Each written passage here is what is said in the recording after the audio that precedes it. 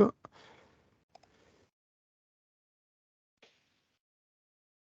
Hop. Et hop. Voilà, est-ce que vous voyez tous mon écran? C'est bon de mon côté. OK. Oui. Donc, petite présentation très succincte d'ATV System. ATV System est une marque du groupe Atelier de Villetaneuse qui est basée à Groslay, dans le 95. C'est une entreprise familiale de 4e génération qui a été fondée en 1927 et qui est un revendeur actif spécialisé dans l'excellence du marché de la formation. C'est-à-dire qu'on est expert et on apporte du conseil dans la fourniture de biens d'équipement, d'aménagement et de services. Comme vous pouvez le voir, on a une couverture globale avec 5 commerciaux sur le secteur. Vous avez les noms des commerciaux juste à côté.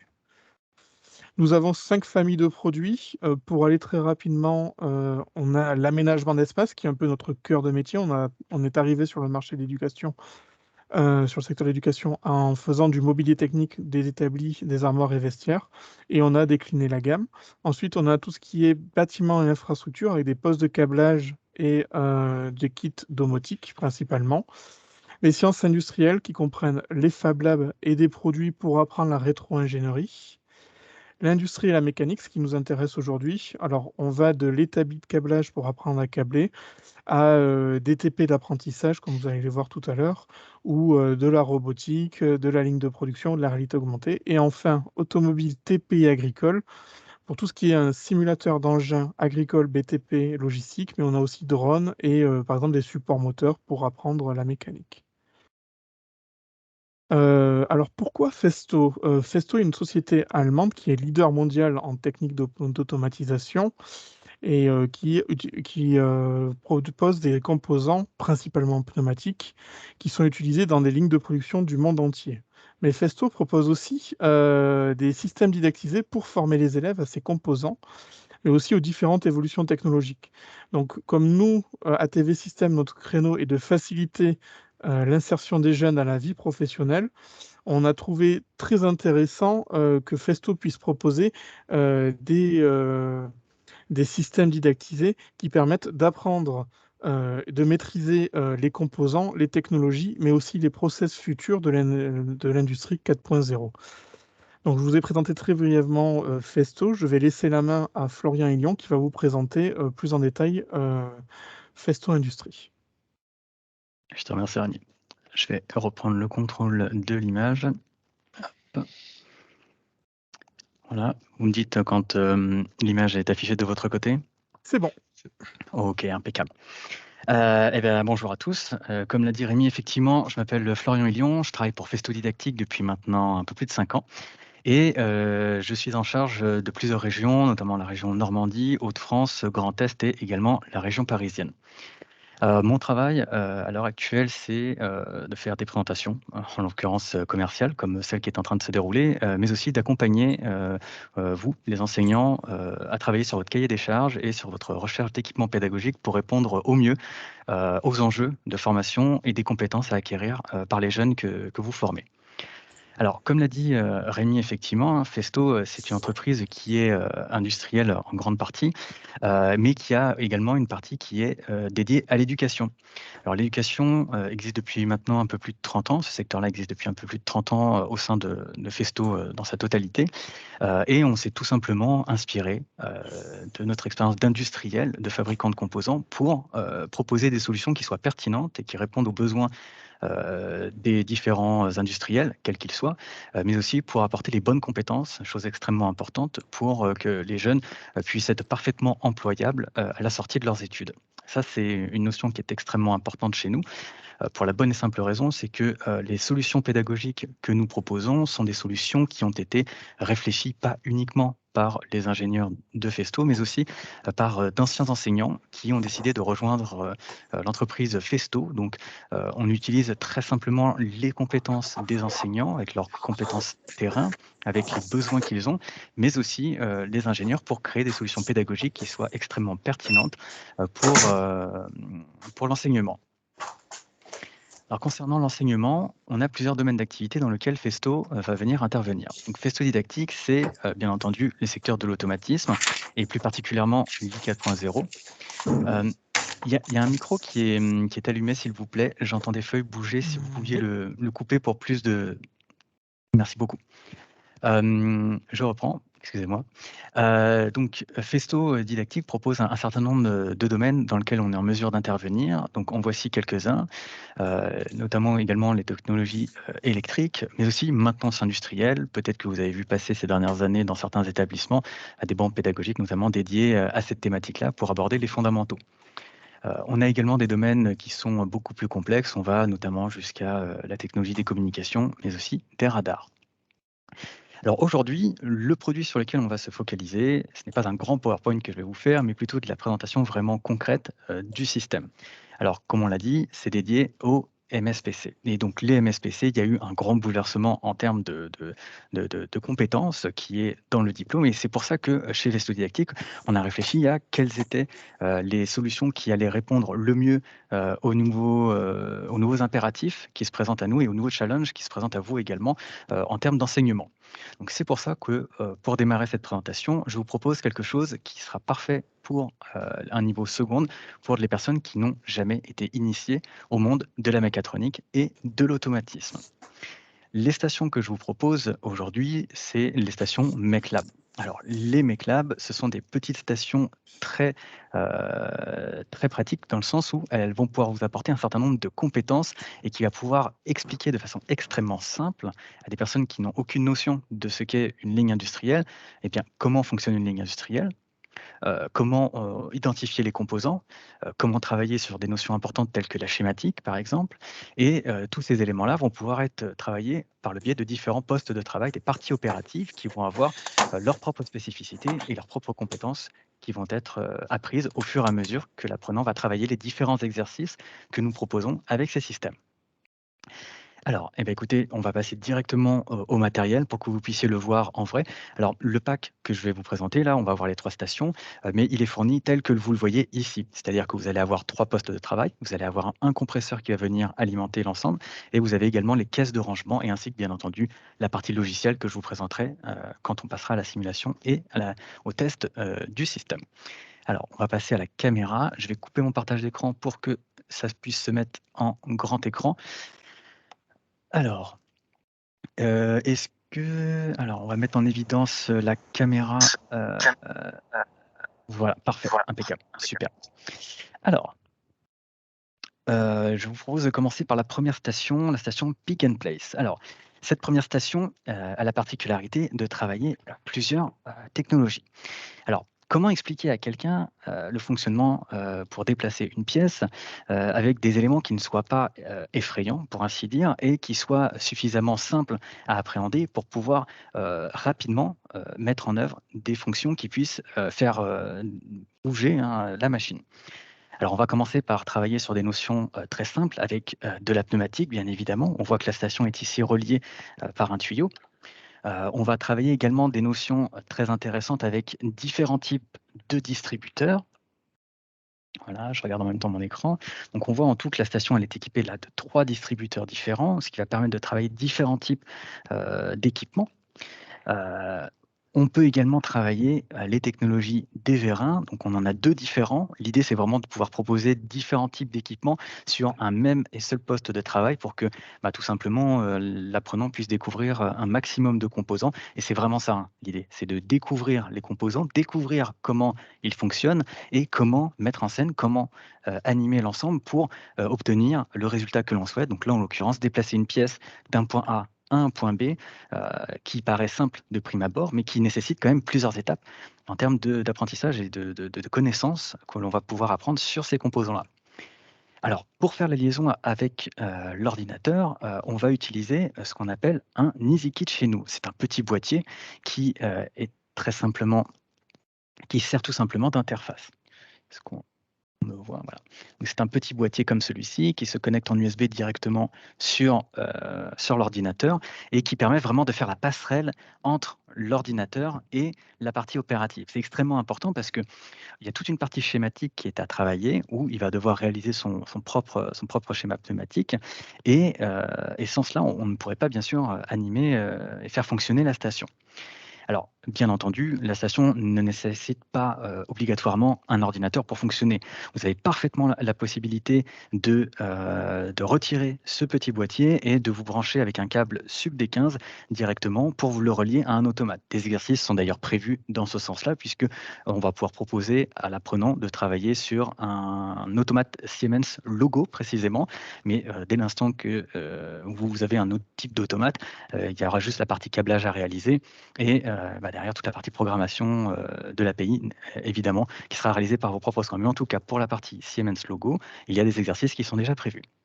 Autre élément que j'ai failli oublier également, je vais retourner un petit peu la station, c'est bien entendu toute la partie capteur. On en retrouve plusieurs le long des différents vérins, les capteurs de position pour évidemment indiquer les informations nécessaires au système quand il est en train de fonctionner.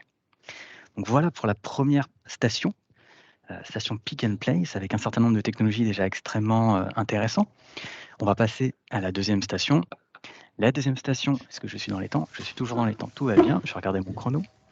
La deuxième station est une station de tri. Alors, il y a un scénario très sympathique à mettre en œuvre, puisque là, en l'occurrence, on va pouvoir aborder des nouveaux composants également. On va travailler toutes les compétences liées au capteur optique, au capteur inductif. On va travailler également une partie moteur électrique qu'on pourra retrouver juste derrière la station. Est-ce que j'ai un peu de câble? Hop, voilà. Donc on a une partie moteur également qui va pouvoir être travaillée. Et donc l'idée, c'est tout simplement d'acheminer une pièce qui arrivera de l'autre station jusqu'ici pour pouvoir soit poursuivre le process de fabrication qui est simulé ici sur cette ligne. Alors le process de simulation, de fabrication, c'est tout simplement l'utilisation de ces petits palets qui vont venir représenter un produit. Alors en l'occurrence, on en a deux. On en a deux différents. Le palais noir représente le produit qui est conforme au cahier des charges et celui qui est gris, de couleur un peu métallique, lui sera considéré comme un produit qui sera à mettre au rebut. On pourra le voir tout à l'heure sur l'animation des différentes stations. Autre chose également important, je ne vous ai pas parlé de la partie adressage. Alors, il n'y a pas de codage proprement parlé qu'on va réaliser sur ces stations. Comme vous pouvez le voir, le bornier est assez simple. Donc, on va juste brancher les différents composants qui vont être reliés avec le boîtier de connexion LeasyKit qui va faire le lien avec le PC. Ou l'automate si on le retire. Et l'idée, c'est pas de partir dans de la programmation dans le dur, mais c'est vraiment de faire une première découverte de la logique, des systèmes logiques, tout simplement. Dernière station, et pas des moindres, la station qui permet de terminer le produit. Donc on retrouve encore une fois des composants qui vont être à travailler. Donc on retrouve une station pneumatique avec des distributeurs, d'autres types de vérins également. On a d'autres formats de vérins qui seront utilisés. Et l'idée de ces stations est tout simplement, une fois qu'on sera arrivé à l'extrémité de la dernière, de pouvoir tout simplement terminer le produit. Donc là, le process va être tout simplement de refermer le capuchon pour pouvoir obtenir un produit terminé. Donc l'idée, c'est bien sûr de mettre tout ça en scène pour que les apprenants puissent avoir quelque chose de concret. Donc on pourrait tout simplement expliquer qu'il s'agit d'une fabrication soit d'un smartphone par exemple avec une coque sur le dessus qu'on va venir appliquer ou une paire de chaussures par exemple avec un liseré noir, etc. Enfin, on peut trouver un exemple de produit pour stimuler un petit peu l'imagination et donner quelque chose de concret. Ça, c'est extrêmement important. D'ailleurs, tous les cours que l'on propose sont des cours qui sont scénarisés avec des situations industrielles concrètes pour que qu'ils aient un but vraiment et qu'ils comprennent vraiment ce qu'ils font et que ce n'est pas juste faire fonctionner un vérin pour faire fonctionner un vérin. Voilà, et bien écoutez, on va passer maintenant dans les 4 dernières minutes. Je vais vous présenter la partie logicielle. Alors la partie logicielle, je vais repartager mon écran, je vous demande quelques instants. Hop. Vous me dites quand est-ce que c'est bon pour sur la visibilité de mon écran, s'il vous plaît? C'est bon. OK.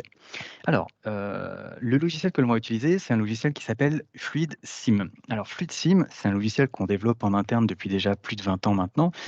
C'est un logiciel qui permet de faire de la simulation, comme son nom l'indique, sur une partie pneumatique, hydraulique ou électrotechnique. Alors là, en l'occurrence, on va travailler sur la version qui est proposée, qui est vendue avec le système. Le système MechLab vient avec 8 licences pour chaque station. Donc comme on a 3 stations, je vous laisse faire le calcul, ça permet d'équiper beaucoup de PC et donc de faire travailler les jeunes sur une partie schématique dans un premier temps, puis sur une partie opérative qui va fonctionner grâce au schéma qu'ils auront réalisé. Alors, vous pouvez voir qu'il y a une version complète également, qui s'appelle tout simplement FluidSim 6, qui rajoute énormément de composants et de nombreuses possibilités, et notamment de travailler tout ce qui est la partie GraphSet, génie électrique, les machines électriques, une partie hydraulique également.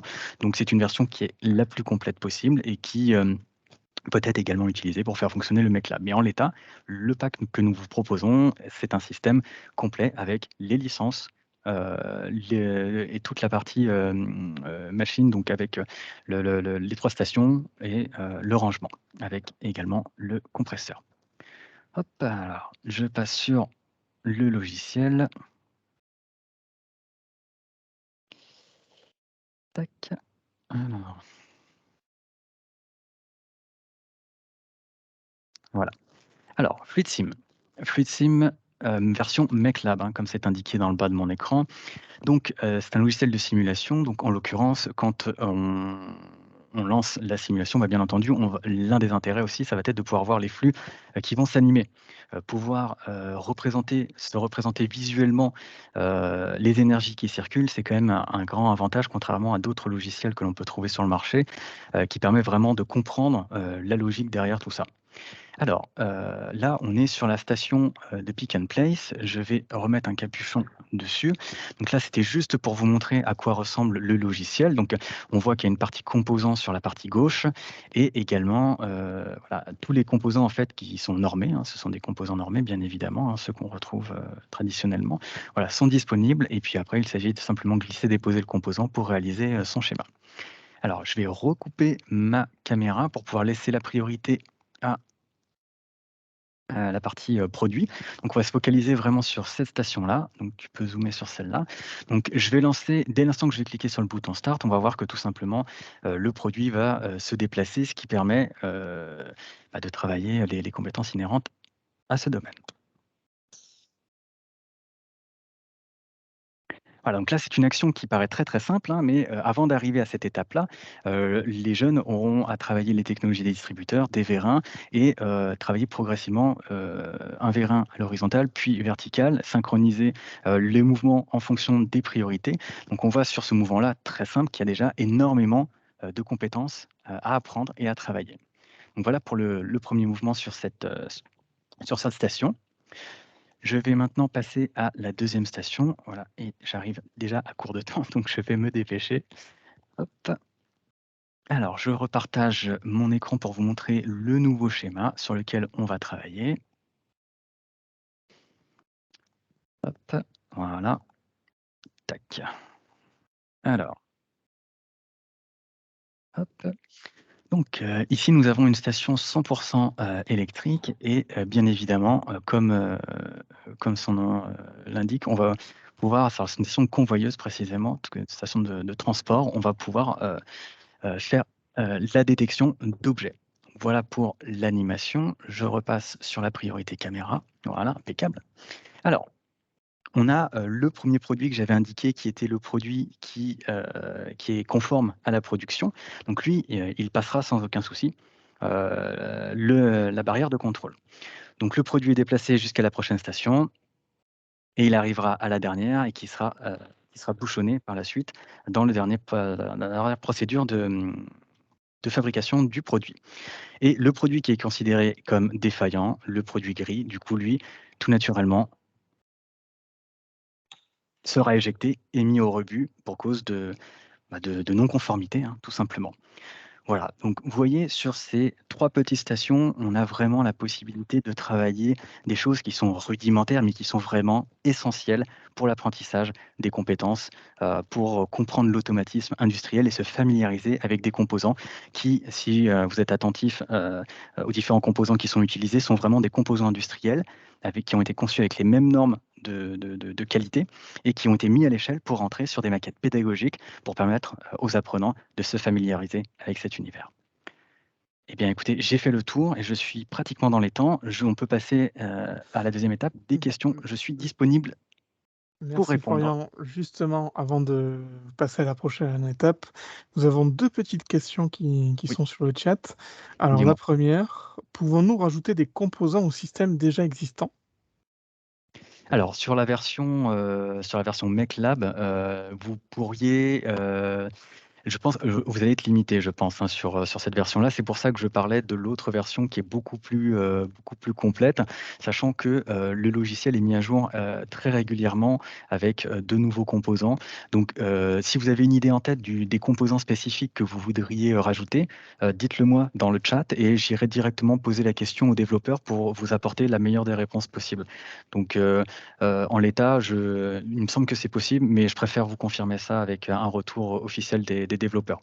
Donc, si vous avez une idée de composante, dites-nous le nom et il n'y a pas de problème. Alors apparemment, on parle de capteurs. Bah, OK, très bien. Je poserai la question directement à nos collègues qui s'occupent de la partie logicielle. Merci pour D'accord. la question. Ensuite, j'ai une autre question qui concerne plus le Fluid Sim. Oui. Est-ce qu'il est possible d'avoir une version en ligne afin de permettre aux élèves d'utiliser leur PC région et également de pouvoir travailler si besoin depuis chez eux? Oui, effectivement, c'est tout à fait possible. FluidSim 6 apporte une grande nouveauté qui est la flexibilité dans les licences, dans le sens où vous pouvez, l'enseignant va recevoir un numéro de série qui correspond à son code qui a un certain nombre de licences disponibles. Il crée son compte avec sa licence et après il aura la possibilité de gérer directement, les accès aux apprenants.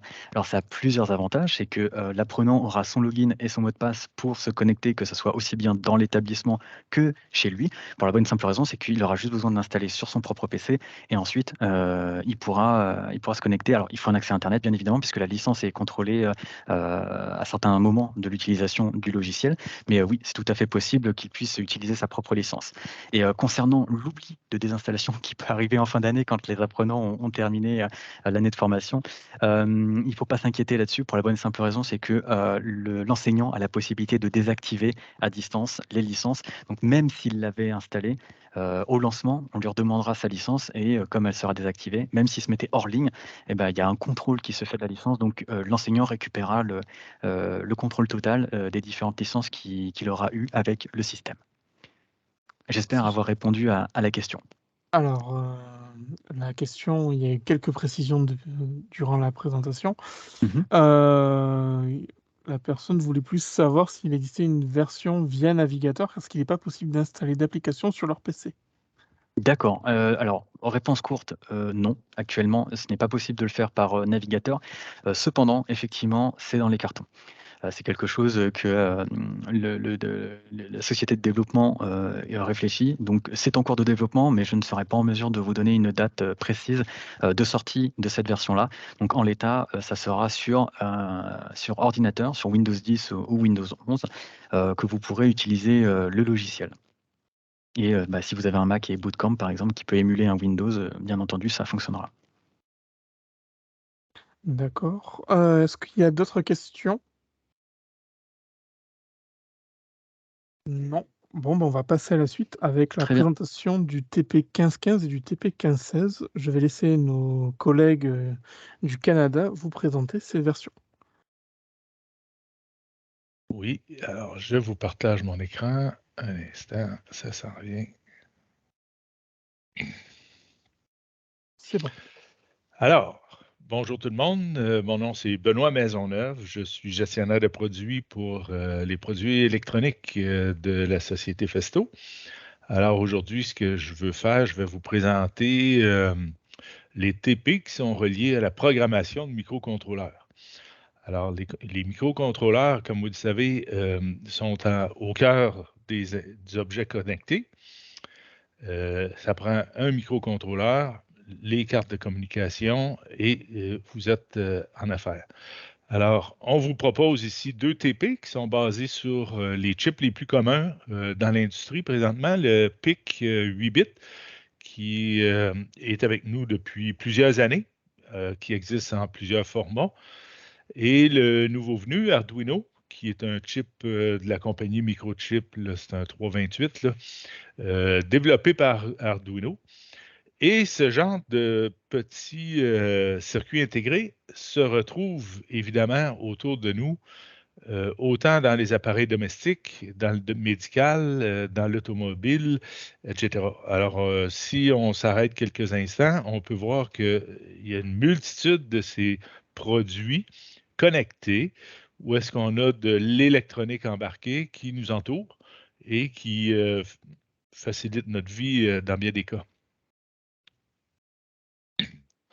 On vous propose cette fois-ci dans les TP 1515 et 1516 des produits qui sont adaptés à l'enseignement. Donc, évidemment, vous connaissez sûrement les produits Arduino qui sont des petites plaquettes qui nous permettent là, de développer des produits. Ça s'adresse à des hackers qui connaissent bien le produit, mais pour l'accessibilité aux étudiants, c'est nettement plus difficile. Alors ici, ce que je vais faire, je vais vous montrer déjà un petit peu ce que ça a l'air. OK. Alors, je vous présente le TP. C'est une plaquette, comme ça, que vous avez. Et la plaquette contient le chip, mais contient tout ce qu'il faut pour que ça soit fonctionnel. Donc, une alimentation, un bootloader, donc un port USB pour la programmation. Alors, il faut télécharger. Vous avez toutes les protections électriques. Et au-delà de tout, vous avez un paquet de petits connecteurs qui permettent ici d'avoir accès à toutes les fonctionnalités du chip. Alors, tout ça est déjà réglé.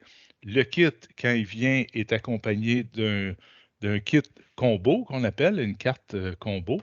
Cette carte contient des boutons poussoirs, clavier, voyant lumineux, un affichage sur 4 lignes, des affichages à 7 segments, un petit potentiomètre pour faire des entrées et des sorties analogiques. Alors, tout ça fait un kit de départ et c'est très, très facile. On les connecte et hop, vous avez un système déjà fonctionnel avec plusieurs entrées-sorties. Par exemple, si on veut faire un exercice pratique, on pourrait lui adjoindre un capteur de température. OK?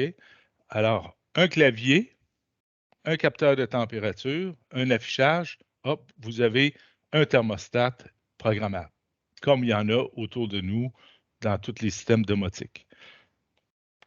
Si on veut aller plus loin, on peut lui ajouter une carte Wi-Fi et encore une fois, la carte vient avec toutes ses protections, ses alimentations et on lui adjoint la partie communication et on a un système connecté qui est adressable en télécommande, en commande à distance.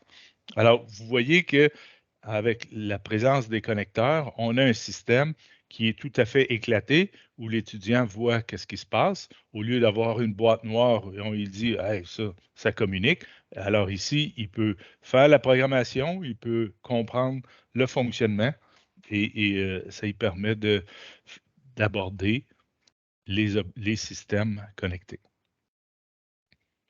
Alors, on a toute une panoplie de cartes. Alors, selon les fonctions, on a des actuateurs électriques, des cartes d'expansion, les cartes réseau, et on a évidemment la possibilité d'y adjoindre des cartes de prototypage qui vont permettre à l'institution, aux professeurs, de développer des projets sur mesure aux étudiants.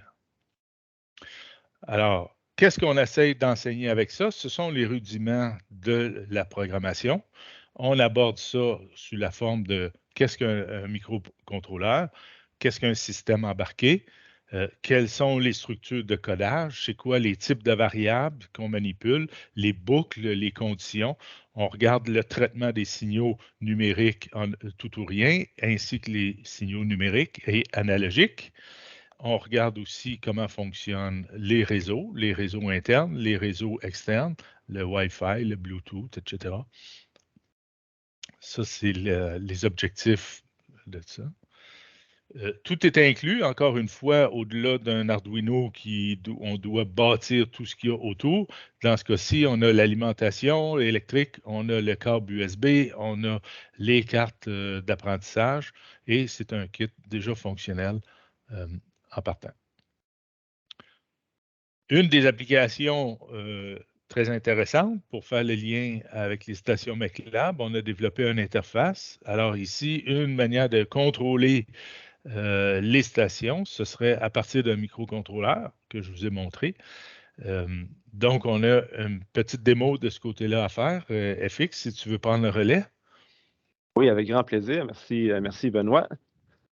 Je vais m'approcher de la table ici, où est-ce qu'on retrouve les deux versions de système de développement de microcontrôleur. Dans un premier temps, j'ai celui Arduino, où est-ce qu'on a la carte combo qui est greffée sur le côté. Mais le but de ma démonstration, c'est davantage d'utiliser la version PIC ici.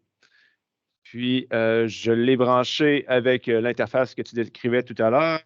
On a le bornier qui va permettre de faire le lien avec les différents capteurs et actuateurs de ma station de convoyeur. Et je ne sais pas, Jean-François, si tu peux t'approcher un petit peu pour qu'on puisse voir plus particulièrement sur ma carte combo, il y a un affichage qui me permet de voir que le programme qu'on a chargé, le programme qui prend en compte la carte Wi-Fi, nous dit qu'on est prêt à communiquer avec une adresse IP en particulier. Et puis, juste au-dessous, on a la carte Wi-Fi en question, juste un petit peu plus bas, qui va faire le lien avec l'ordinateur qu'on a juste à côté. Et si on peut regarder, voilà, on a une tempête de neige aujourd'hui, ce qui fait qu'il y a un peu moins de reflets à l'écran que mardi, qui était notre première présentation. On peut voir que notre système, il n'est pas fonctionnel présentement. Le convoyeur ne roule pas.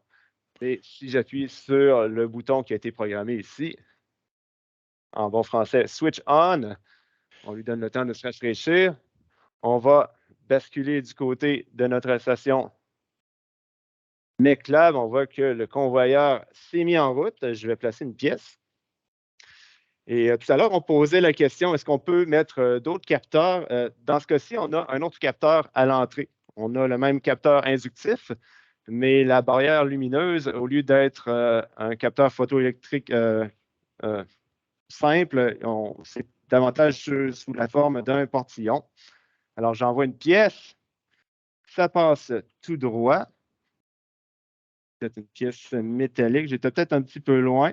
Encore une fois, on n'a pas détecté le neuf total. Là, je me rapproche du côté. Ah, voilà, on a bien détecté le métal et on envoie la pièce dans la chute. Dans le programme que Benoît a développé, il y a bien sûr tout le volet initialisation de la carte de Wi-Fi. Puis par la suite, une fois que tout ça s'est initialisé, on va utiliser l'état des différents capteurs pour, dans ce cas-ci, juste envoyer la pièce dans la chute. De retour à vous, Benoît, en studio. Merci. Alors, je reprends le contrôle de l'écran. OK. Alors, puisqu'il est question ici de... Est-ce que vous voyez mon écran, là? Oui, OK. Alors, maintenant, puisqu'il est question de programmation, ben, on va regarder comment on aborde la programmation. Encore une fois, ceci s'adresse à des gens qui n'ont pas d'expérience. On vous propose le logiciel Flowcode, qui est un environnement de programmation qui est dédié.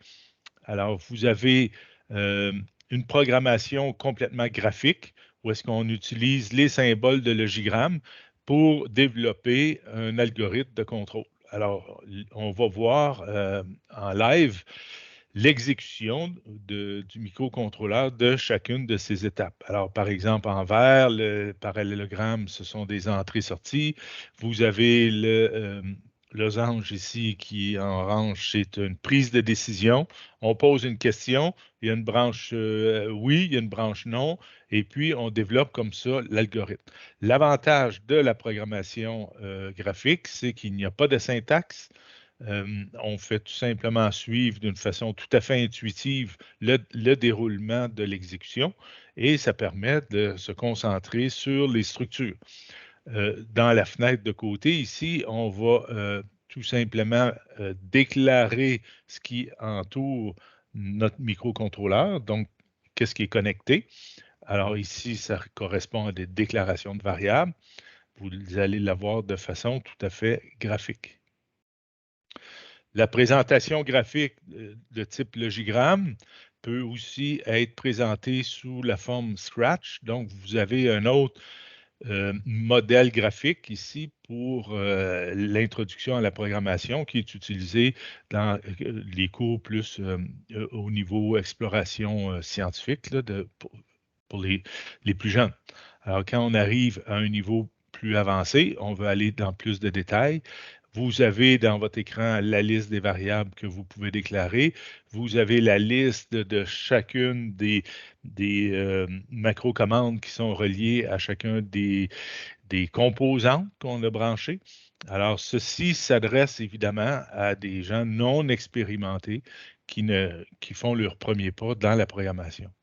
Une fois qu'on atteint un certain niveau de complexité et les gens deviennent plus habiles, au lieu de parler de programmation graphique, on va introduire la notion de langage C. Alors, tous ces microcontrôleurs-là sont programmés en langage C. Donc, en arrière de chacun des icônes se trouve le vrai code qui sera exécuté. Donc, on introduit à ce moment-là la notion de syntaxe de langage C avec toutes les difficultés là, de point-virgule, de retour de chariot, de slash, etc. Donc là, on va aborder les questions plus de syntaxe de langage. Alors, vous voyez qu'on l'aborde d'une façon très, très simpliste, mais qu'on est capable de faire tout ce qu'on veut avec le langage C une fois qu'on a atteint une certaine maturité. Alors, c'est tout. J'aurais beaucoup de choses à vous dire là-dessus, mais on va s'arrêter sur ce point-là. Et si vous avez des questions, ben, je pourrais y répondre. Merci Benoît, merci François-Xavier. Est-ce que vous avez des questions concernant ces deux TP sur la programmation?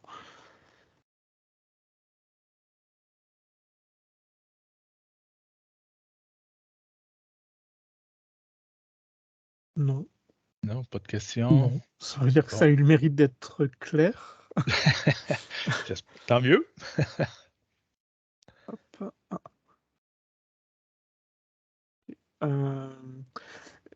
Moi, par contre, une petite question. Je vous avais prévenu qu'il y a des questions qui vont apparaître à l'écran, qui sont un petit peu interactives. Donc, je vais vous laisser avec la première question pour nous résumer en quelques points ce que vous avez pensé de ces deux solutions qui ont été présentées. Il n'y a pas besoin de plus de 3 mots, c'est juste un nuage de mots pour voir un peu ce que vous pensez de ces deux solutions par rapport à la filière MSPC.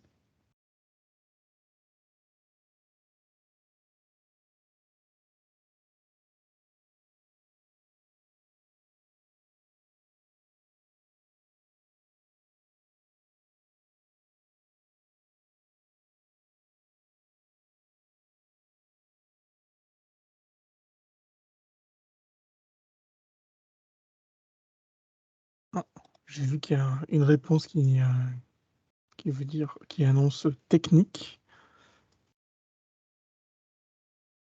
Et oui, effectivement, c'est pour travailler en mode des projets sur toute une continuité de produits du coup qui sont didactisés pour aller de la programmation à l'évolution du produit avec les MECLAB.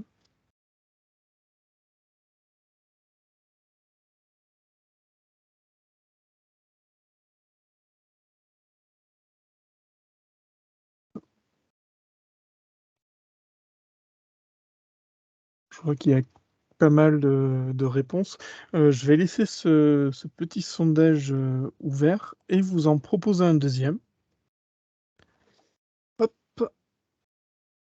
Pouvez-vous imaginer d'intégrer le MechLab et les TP présentés, donc le TP 1515 et 1516, dans vos cours? C'est très rapide, il faut juste répondre par pas du tout, peut-être ou sûrement.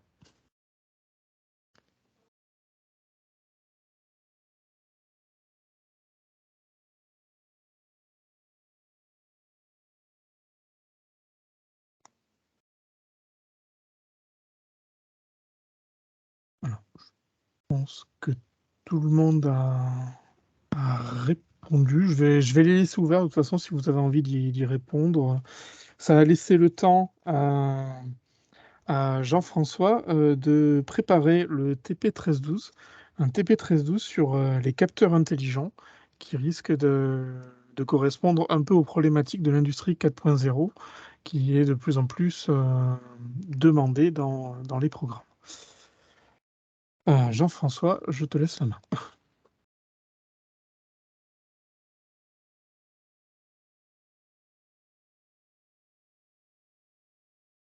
Oui, parfait. Merci, Rémi. Je partage présentement mon écran, je crois. Donc, les capteurs intelligents. Oui, je vais vous. Dans le fond, mon nom est Jean-François Michaud. On a quelques petits problèmes techniques, désolé. Jean-François Michaud, je suis gestionnaire de produits pour les produits d'électricité industrielle et je vais vous présenter notre solution d'enseignement sur les capteurs industriels intelligents. Donc, tout d'abord, je ne présente pas la bonne chose. Pour l'instant, nous avons un écran noir. Sûrement la tempête de neige. Ouais, ça se demandait. C'est un petit problème technique. Donc là, on voit Ça y l'écran. est. Voilà, on voit l'écran de la démonstration. Par contre, s'il y avait la présentation, on ne la voyait pas. D'accord, nous y sommes. Non, c'est moi.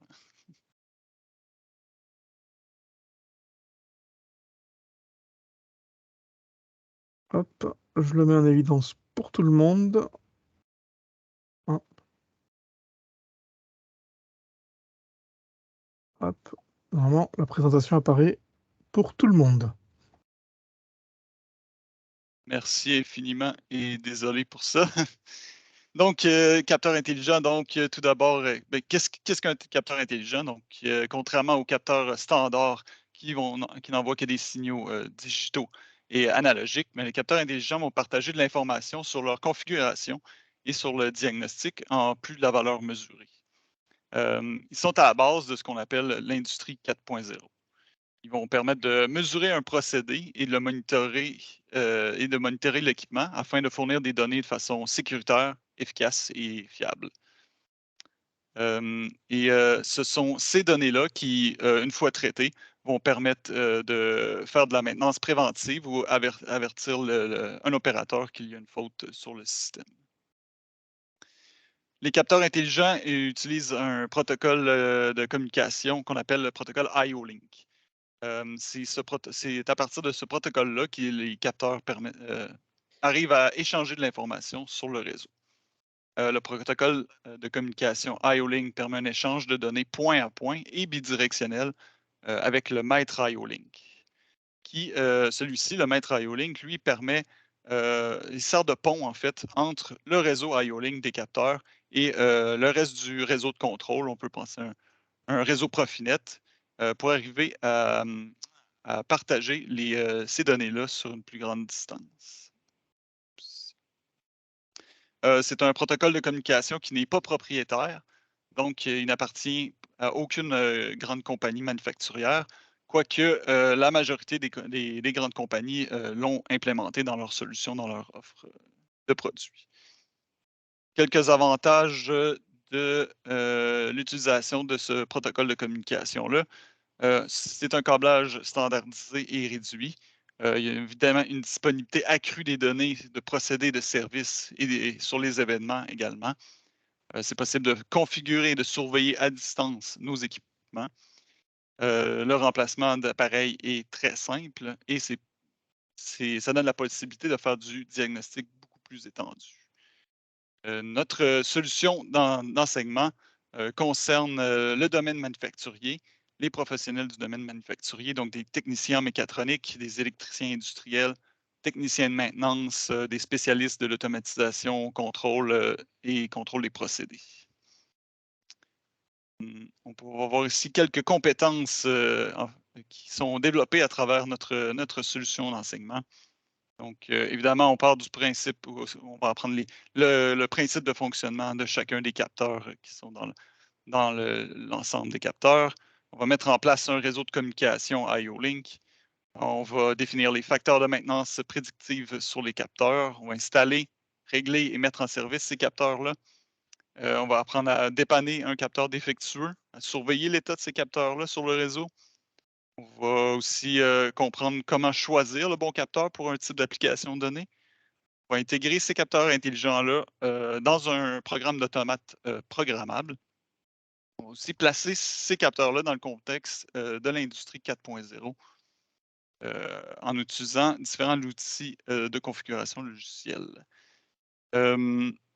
Ces usines-là vont faire le changement vers des solutions de capteurs intelligents ou l'ont déjà fait. Et on aura besoin de techniciens qualifiés pour faire la maintenance et le rétrofit de ces systèmes-là. La maintenance prédictive, c'est au cœur de la maintenance prédictive, de l'amélioration continue et du rétrofit de systèmes actuels pour les rendre plus intelligents. Donc, ces compétences-là sont indispensables pour, je crois, un technicien de maintenance.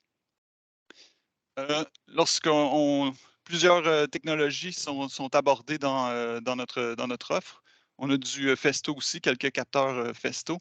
On a aussi du Siemens, du Andreessen Hauser, Turk également. Donc, on va parler d'interface Bluetooth, de RFID aussi, plusieurs technologies. Donc, on aborde beaucoup de technologies dans cette solution-là. Si on fait un petit survol du contenu d'apprentissage, donc, notre premier cours, décliné en 5 exercices, enseigne les bases de la communication IO-Link avec 3 capteurs intelligents et le maître IO-Link. Donc, on comprend comment les capteurs fonctionnent et on les intègre dans un réseau IO-Link. Le cours numéro 2 permet l'intégration de ces capteurs-là et du maître IO-Link dans un API, dans un automate programmable. Différentes solutions sont offertes. On vous accompagne dans l'intégration de ces systèmes-là avec du Siemens, du Allen Bradley et également un API Festo. Le cours numéro 3 nous permet de joindre un adaptateur Bluetooth à notre réseau IO-Link pour avoir accès aux données à partir d'un appareil mobile. Et le cours numéro 4 est décliné en 6 exercices. Un exercice par capteur avancé. Donc, on a du RFID, du laser, de la température, des bipressions. Et en tout, on a à peu près une 50aine d'heures d'activité de théorie dans ce curriculum-là, dans ce cours-là. Regarde un peu plus au niveau matériel, qu'est-ce qu'on propose? Le TP 1312, notre ensemble de base est composé de 3 capteurs, comme je l'ai mentionné, un photoélectrique diffus, un capteur de proximité inductif et un capteur ultrason, le fameux maître IO-Link pour notre réseau IO-Link et tous les câbles de base, ainsi que le plateau de rangement. On a aussi des accessoires qui sont nécessaires pour faire les cours. Donc, on a un ensemble d'objets de test.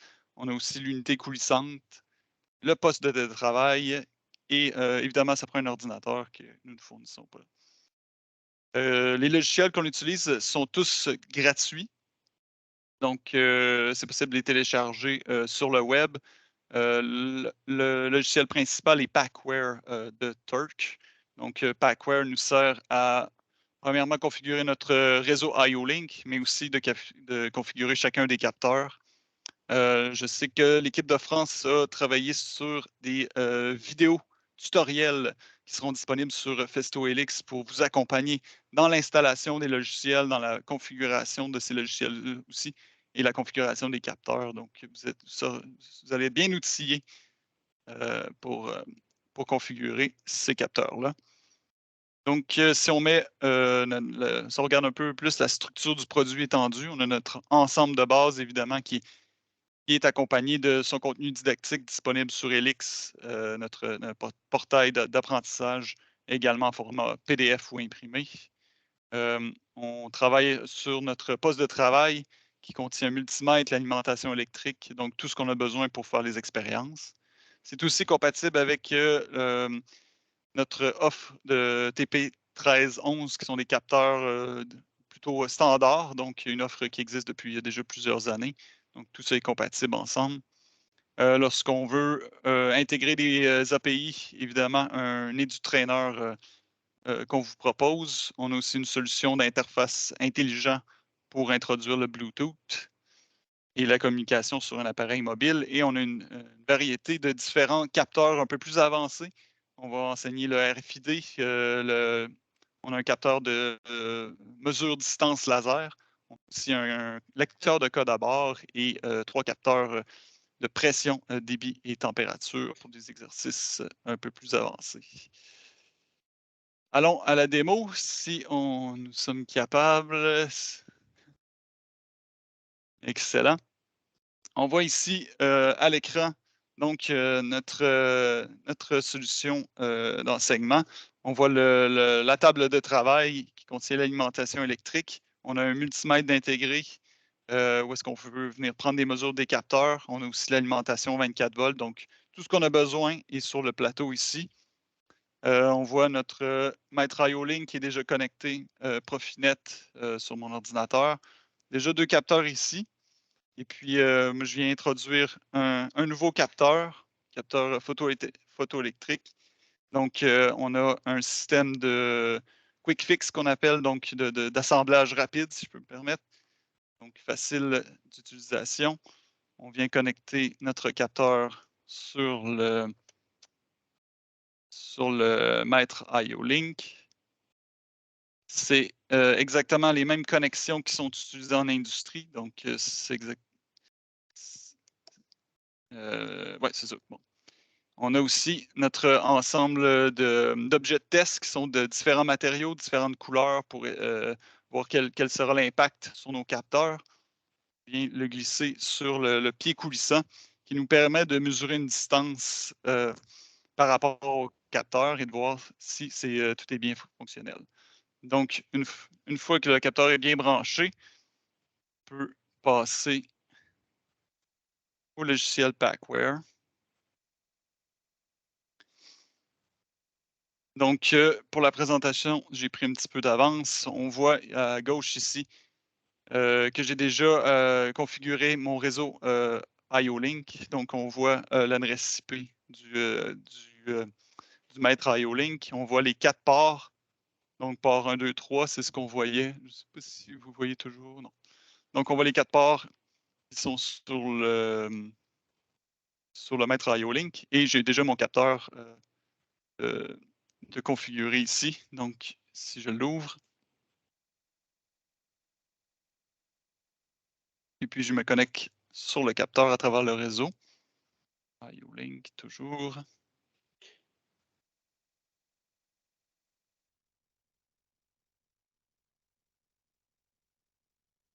Donc, on voit qu'on a plusieurs informations sur le capteur. Déjà, l'identification. On a une multitude de paramètres qui nous aident à configurer ce capteur-là. On a aussi du diagnostic, des informations de diagnostic et on a aussi, évidemment, de l'information sur le procédé, donc la valeur mesurée. Évidemment, c'est une valeur on ou off. Présentement, vous ne verrez pas, mais je bouge le pied coulissant. Donc, étant donné que c'est un nouveau capteur installé, il n'y a pas de. Le capteur n'est pas configuré pour mon application. Donc, entre autres, ce qu'on va apprendre à faire, c'est de créer des fichiers de configuration pour les capteurs. Donc, pour une maintenance efficace, c'est de savoir de préparer des fichiers préconfigurés pour les capteurs. Donc, lorsqu'on a un bris, on a un remplacement à faire dans l'usine, eh bien, ça se fait de façon très facile.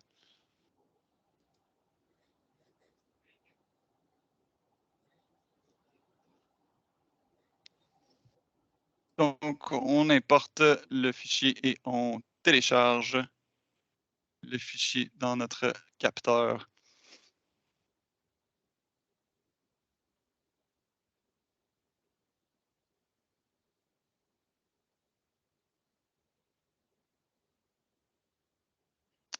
Et puis, on voit que dans le box, ça télécharge. Donc, à partir de maintenant, moi, j'ai déjà une configuration pour mon application. Je veux que, à une certaine distance, le capteur s'active, à une autre qu'il se désactive. On est à peu près à 50 mm du capteur dans ce cas-ci. Et voilà. Donc, je peux retourner mesurer mon procédé. Et on devrait voir le capteur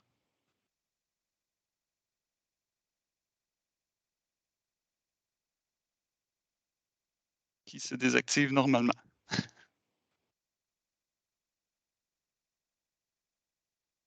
C'est peut-être mon fichier de configuration. Bon, mais vous comprenez le principe. Mon effet démo, ça ne fonctionne pas présentement. Tout ce que je viens de faire est évidemment une version accélérée de ce qu'on retrouve dans notre cours. On peut voir ici qu'on a notre cours décliné en plusieurs. On a les principes de fonctionnement des capteurs. Ensuite, on peut voir certaines manipulations qu'on va faire. Donc, tout ce que j'ai décrit, les connexions, la configuration avec le logiciel Packware. Je suis en retard pour une réunion. Et donc, tout est indiqué ici. On vous guide pas à pas dans cette configuration, dans cette compréhension-là de ce que c'est les capteurs intelligents. Si on veut les mettre un peu plus en contexte d'usine, eh bien, on a notre mini-usine, la MPS 403, qu'FX va vous présenter. Merci beaucoup, Jean-François. Je vais prendre juste quelques minutes ici. Oui. Alors, juste parce qu'on a une petite question concernant le TP1312. Est-ce qu'il est Oui, possible de l'utiliser avec un capteur déjà monté sur une machine?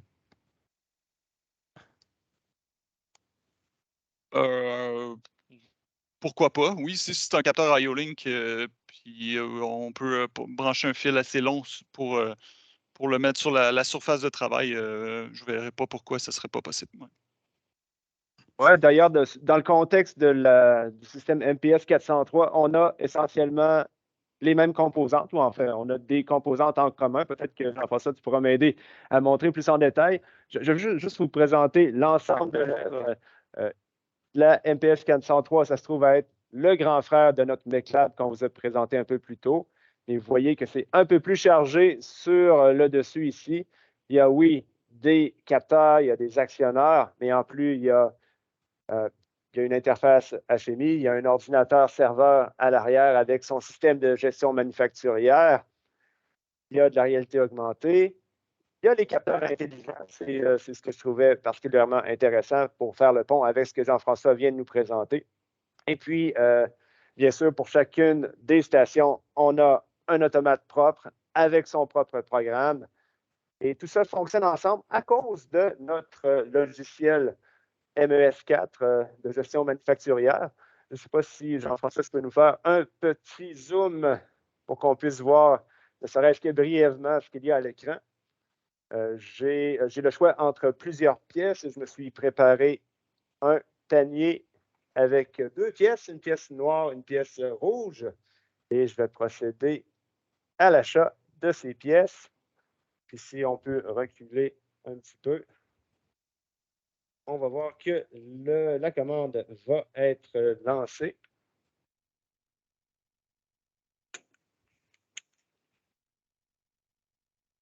Voilà, j'ai réinitialisé la station. Ça va beaucoup mieux maintenant. On voit la pièce qui est mise sur le convoyeur à partir du magasin. Dans un deuxième temps, sur la deuxième station, on fait juste passer parce qu'on n'a pas demandé de couvercle en tant que tel. Dans ce cas-ci, on a la deuxième pièce rouge qui, elle, nécessite un couvercle. On va déposer le couvercle sur le dessus avant d'aller sur la troisième station où est-ce qu'on fera un tri. Donc, sensiblement les mêmes opérations qu'on faisait avec le MechLab, sur une plateforme un peu plus grosse. C'est la plateforme, soit dit en passant, qui nous sert aux WorldSkills et que vous avez aussi lors de vos compétitions de métiers en France. Je vais vous montrer ici ce qu'il y a à l'intérieur de nos pièces de MPS 403. Il y a une petite puce RFID qui nous permet, lorsqu'on passe d'une station à l'autre, de faire le suivi de notre commande. Et ensuite, il y a toute cette information à chaque opération qui est transmise au système ici, puis il y a moyen de sortir les statistiques et de voir l'évolution de notre production au fil du temps. Et pour en revenir à nos capteurs intelligents, eh bien, il y a 3 magazines. Il y en a un ici qui est optique, que je vais vous montrer comme ça ici. Donc, optique, ultrasonique, et on a un capteur capacitif pour montrer 3 types de capteurs qui peuvent être utilisés dans une application où est-ce qu'il y a un magazine et donc des pièces qui sont en attente d'être amenées dans la production. Et ces 3 capteurs sont amenés tout à l'avant ici sur notre maître IO-Link qui, lui, communique avec l'automate du bas de notre station Measuring Pro, juste pour vous montrer un peu comment ça peut être intégré. Et puis, avec la MPS 403, vient un cours où est-ce qu'on apprend les mêmes rudiments qu'avec le TP 1312, mais appliqué à une usine qui est notre usine du futur, la MPS 403. De retour à vous. Merci à FX et Jean-François. Je voulais savoir si vous avez des petites questions concernant la MPS 403 qui vient de vous être présentée.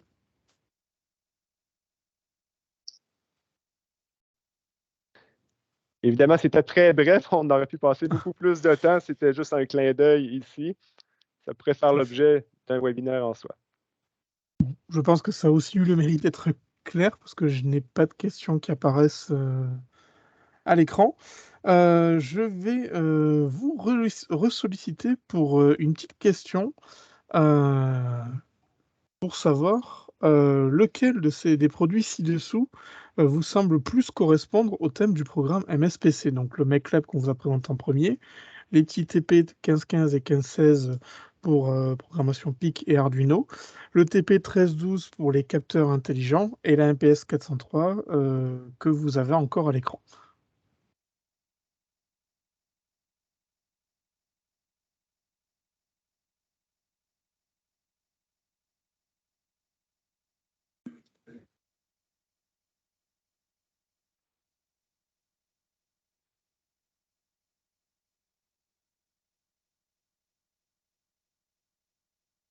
Je vois que le MechLab et le TP 1312 ont l'air de remporter les suffrages.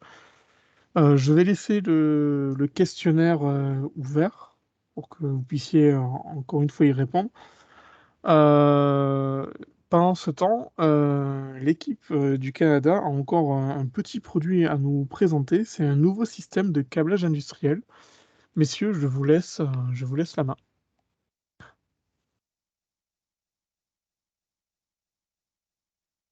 Oui, merci Rémi. Le temps de vous partager mon écran. Donc, 2 nouveaux produits que j'aimerais vous introduire brièvement. Est-ce qu'on voit bien l'écran? Oui, c'est bon. Donc, notre nouveau TP 1221 qui nous permet d'enseigner les bases des commandes de moteur. Donc, c'est un produit qui va sortir, qui sortira en avril. Ça nous permet d'apprendre, bon, évidemment, les bases de moteur en partant d'un circuit simple de commande à 2 fils, en allant jusqu'à un circuit beaucoup plus complexe de réverseur étoile triangle. Cette solution-là est offerte en 2 formats, la format plus style A4, que vous êtes peut-être habitué avec les produits Festo, et une version un peu plus, une version plus compacte en format valise. Donc, on apprend les bases des moteurs, on introduit aussi les principes de maintenance qu'on a besoin de comprendre, et on a aussi la possibilité d'introduire des fautes, de créer des pannes en fait dans le système pour apprendre à l'étudiant à faire du dépannage dans ce genre de système-là.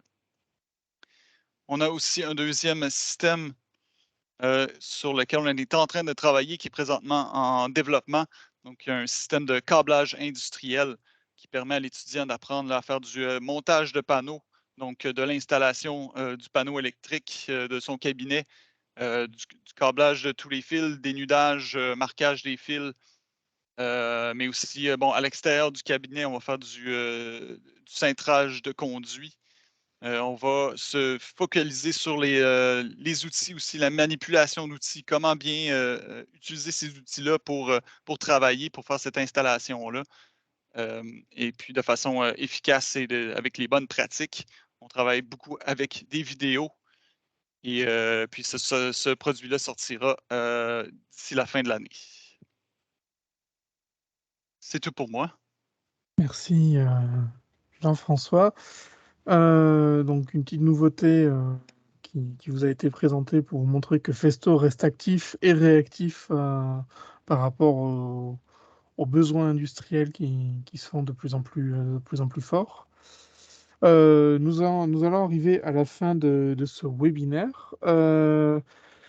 Tout d'abord, j'ai juste une petite question à vous poser. Est-ce que vous avez des thèmes que vous souhaiteriez voir abordés lors d'un prochain webinaire? Vous pouvez répondre en 1, 2 ou 3 mots grand maximum, juste pour savoir s'il y a des filières qui vous intéressent, s'il y a des produits sur lesquels vous voulez un focus supplémentaire. Je pense notamment à la MPS 403.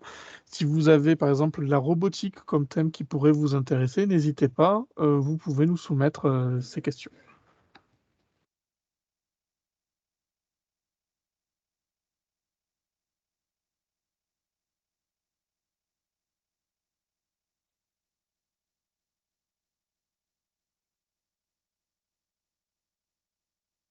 Alors, si c'est possible, est-ce que vous pouvez répondre, parce que je vois marqué GMAO, dans les petites questions, comme ça nous on arrive à les compiler et on réfléchit à comment proposer un atelier qui pourrait être adapté à tout le monde.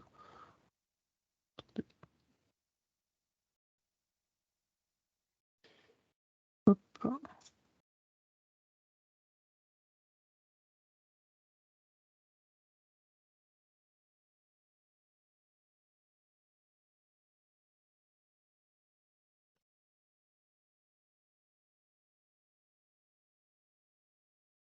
Je vois que pour l'instant c'est la robotique, GMAO et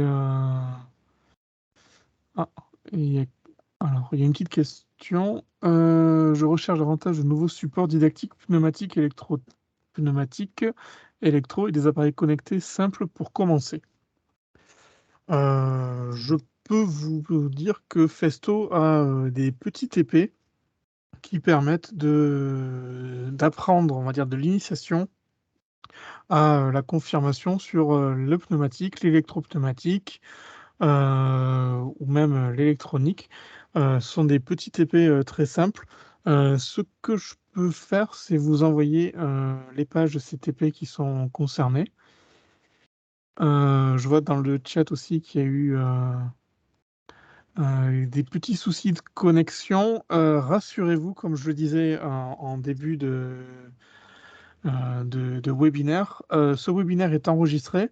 Je vais le poster sur YouTube et une fois que ce sera fait la semaine prochaine, je vais pouvoir vous communiquer à tous les participants le webinaire pour que vous puissiez rattraper s'il y a eu des retards, des soucis, ou même si vous voulez partager avec des chefs de travaux, des chefs d'établissement ou même des enseignants pour partager. Ça permettra d'avoir les démonstrations en direct, les présentations également. Comme ça, au moins, si vous avez eu un souci de connexion, vous allez pouvoir rattraper votre retard. Je tiens à vous remercier pour votre présence durant ce webinaire. Encore merci à tous pour votre écoute. Je remercie également tous nos présentateurs et démonstrateurs qui ont fait un excellent travail de démonstration. Alors on n'a pas de catalogue ciblé MSPC, mais on a une partie MSPC qui pourrait être intéressant. Juste avant que vous partiez, il va y avoir un petit formulaire qui va être posté dans le chat. C'est très important pour nous d'avoir votre retour quant à l'organisation de webinaires pour savoir s'il y a des points à améliorer, s'il y a des points que l'on doit conserver, afin de pouvoir y répondre, afin de pouvoir s'améliorer, afin de voir ce que vous voulez comme information supplémentaire. Ce petit questionnaire ne prendra pas plus de 3 minutes, mais il est très important pour nous. Pas de souci, les catalogues vont être communiqués en même temps. En même temps que la vidéo d'un catalogue des offres qui vous ont été présentées vont vous être envoyées. Je pense qu'il est temps de fermer la vidéo.